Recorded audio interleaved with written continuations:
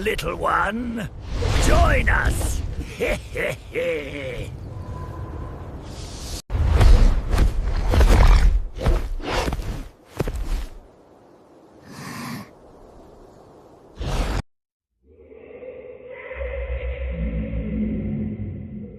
In the dead of night, within a room, so profoundly silent that the passage of time feels like a physical weight pressing against your skin, a sudden, sharp sound, a crystalline snap, like dry kindling breaking cleaves through the stillness. Or perhaps it is a heavy, rhythmic groan, the unmistakable sensation of floorboards depressing under a weight that shouldn't be there, as if an invisible intruder is testing the structural integrity of your sanctuary. In those moments when you are tucked away in the supposed safety of your bed, you might hear a scratching or a scurrying sound, emanating from the darkness of the adjacent room, a noise that mimics the movement of something lithe and low to the ground. You have likely experienced this phenomenon, haven't you? That sudden jolt of adrenaline when the inanimate world around you decides to speak?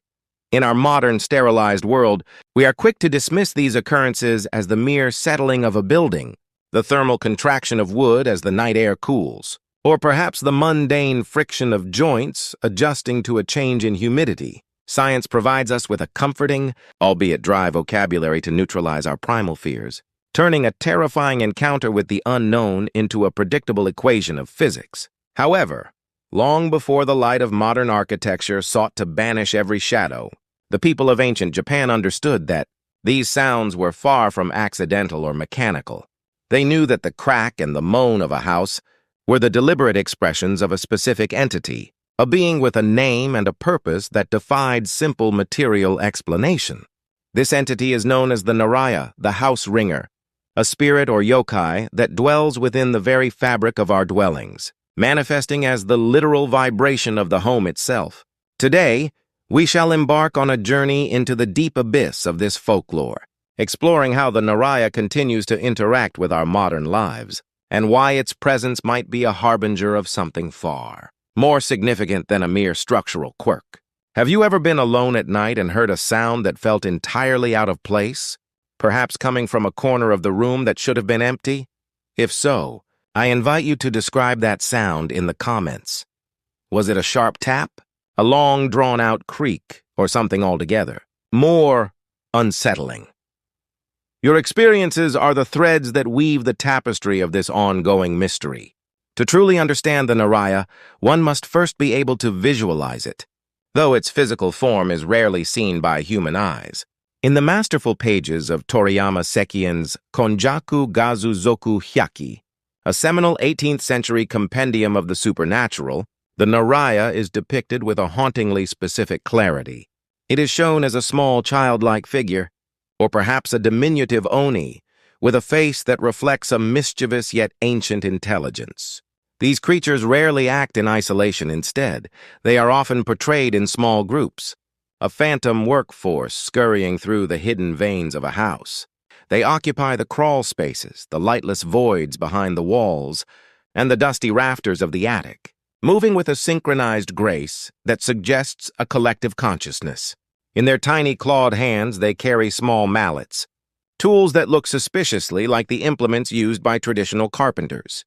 By striking the pillars and beams of the house, or by violently vibrating their own bodies in a state of spiritual frenzy, they create a resonance that ripples through the entire structure. According to Edo period accounts, the arrival of the Nariya is often preceded by a subtle, almost imperceptible trembling of the air, a sensation that makes the hair on one's arms stand up before any sound is actually heard.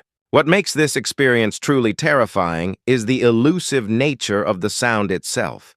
You might hear a sharp rap from the ceiling, but as soon as you turn your gaze upward, a corresponding thud echoes from beneath your feet, followed by a series of frantic taps from the wall directly behind your head. The house ceases to be a stationary object, and instead begins to behave like a colossal living organism, one that is groaning in a language of wood and stone that we have long since forgotten how to translate. This creates a profound psychological disorientation, where the victim feels as though the very walls meant to protect them are instead closing in, or worse, conspiring against them. Is the Nariya merely a prankster of the spirit world? a supernatural nuisance that finds amusement in the startled gasps of humans. From a folkloric and anthropological perspective, the role of the Nariya is infinitely more nuanced and burdened with symbolic weight. In ancient Japanese thought, a house was never regarded as a mere inanimate shelter. It was viewed as a sacred space, a microcosm of the universe, and often a living entity in its own right. The Nariya acts as a bridge, a manifestation of the house's internal energy, or ki, taking on a physical form to communicate shifts in that energy. There is a persistent theory that the Nariya becomes particularly active when the spirit of the house is undergoing a traumatic or significant transition. For instance, when a family is on the verge of a great misfortune, or when the ownership of a property is about to change hands.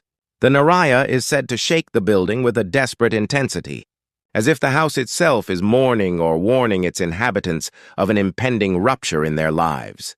In older traditions, the sound of the Nariya was often interpreted as a sign that the Takushin, or the protective deity of the house, was displeased or, more alarmingly, preparing to abandon the premises entirely. When a house loses its guardian spirit, it becomes vulnerable to all manner of external spiritual decay, and the Nariya's frantic drumming is the alarm bell signaling this loss of divine protection. Therefore, if you find that your own home has recently begun to ring with inexplicable noises, it might be worth considering that the structure is trying to tell you something about the state of your own life, or the energy you are bringing into the space. As we delve deeper, we must ask, can the Nariya be dismissed as a relic of a superstitious past?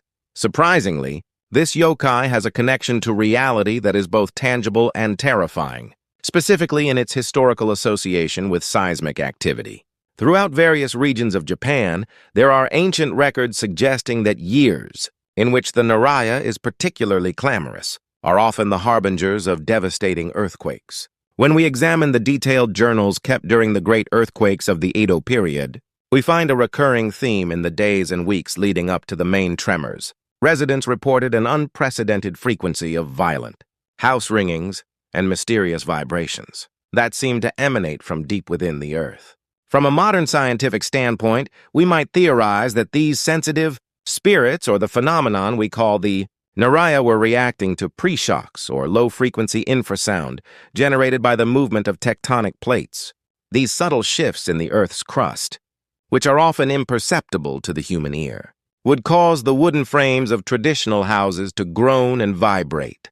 Our ancestors, lacking seismographs, personified this terrifying subterranean energy as the Nariya, interpreting the sounds as a warning from the earth itself. It is much like how modern science acknowledges that animals often behave erratically before a disaster. The Nariya may well be the cultural vessel through which humans processed their intuition of a coming catastrophe.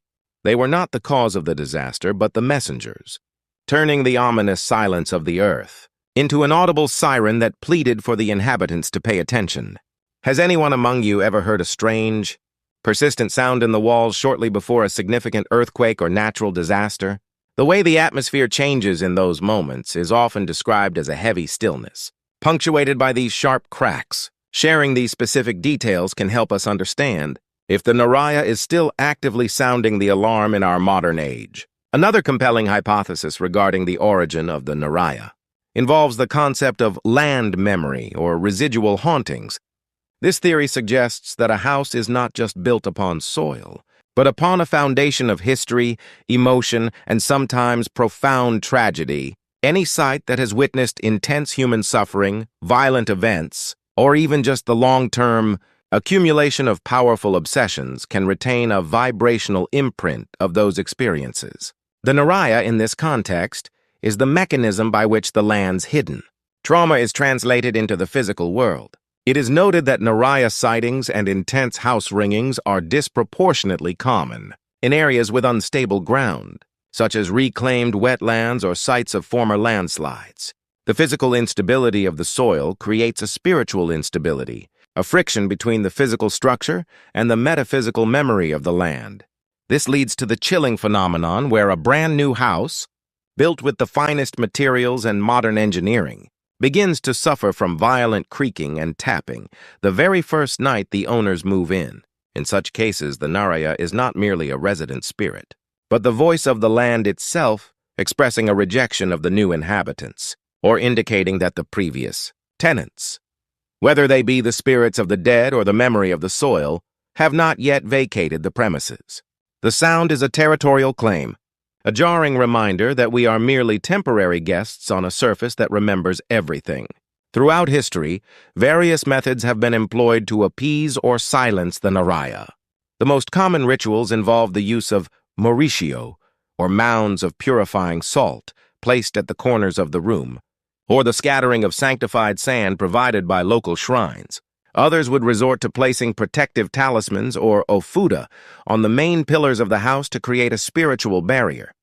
However, the Nariya is unique among yokai because it is not always viewed as a purely malevolent force. In many rural traditions, it is believed that the Nariya and the human inhabitants exist in a state of delicate symbiosis. The house is a shared space, and to forcibly exorcise the spirit might be to damage the very soul of the dwelling.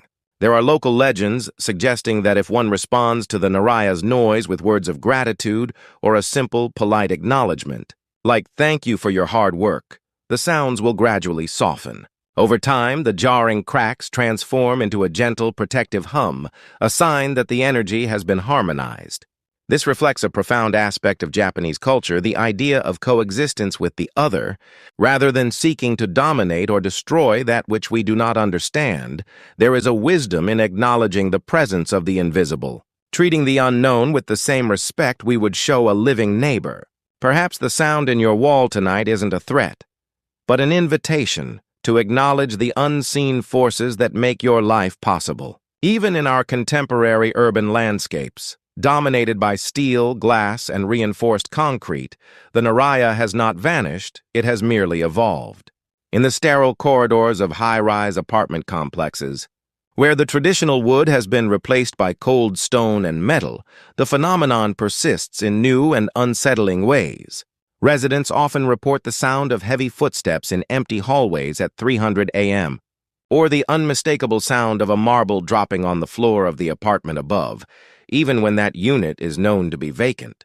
This modern Nariya has adapted to the materials of the 21st century, finding its home in the hollows of ventilation shafts, the resonance of elevator cables, and the structural joints of massive towers. Some researchers of the paranormal even suggest that the Nariya has moved beyond the acoustic realm and into the digital. In an age where our homes are saturated with Wi-Fi signals, smart devices, and complex electrical grids, the vibration of the Nariya might manifest as inexplicable glitches in our technology: a television that turns itself on in the middle of the night, a smart speaker that begins to play static without a command, or the sudden distorted noise during a phone.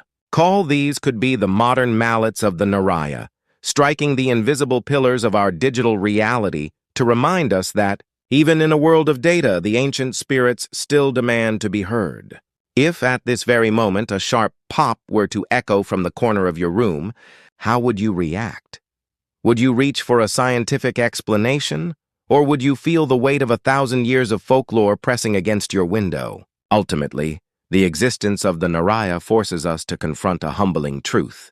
The places we call home, the sanctuaries we believe we own, are actually shared environments. A house is a complex intersection of history, geology, and the supernatural. The sounds the Nariya makes are the seams of our reality, fraying, a reminder that the boundary between our world and the hidden world is as thin as a sheet of paper. When you lie down tonight and the world falls silent, I urge you to listen not with your ears, but with your intuition. Listen to the way the walls sigh, the way the floorboards murmur, and the way the air itself seems to pulse. The house is speaking to you in a language older than words. If you hear a tap, do not be afraid. It is simply your invisible neighbor, the house ringer, checking the foundations of your world. We have peered into the shadows of the Nariya, exploring its origins in the mallets of tiny spirits and its modern evolution in our digital homes. While science may give us one answer, the persistent and eerie nature of these encounters suggests that there is a mystery here that cannot be fully contained by equations. Whether the sound you hear tonight is a warning of a coming shift in your life, a memory of the land crying out, or a guardian spirit's way of saying hello, the Nariya remains a vital part of the unseen world. If you find yourself plagued by persistent house ringings, Remember the ancient wisdom. Acknowledge the spirit, respect the space, and listen to what the silence is trying to tell you. Thank you so much for joining me on this deep dive into the world of the Nariya. If you have had your own strange encounters within the walls of your home, or if there is another yokai whose secrets you wish to uncover, please let me know in the comments below. If you found this exploration enlightening, please consider subscribing and giving this video a like to help us continue uncovering the mysteries of the unseen. I look forward to seeing you in our next encounter with the strange and the supernatural. Until then, listen closely to the night. Good night.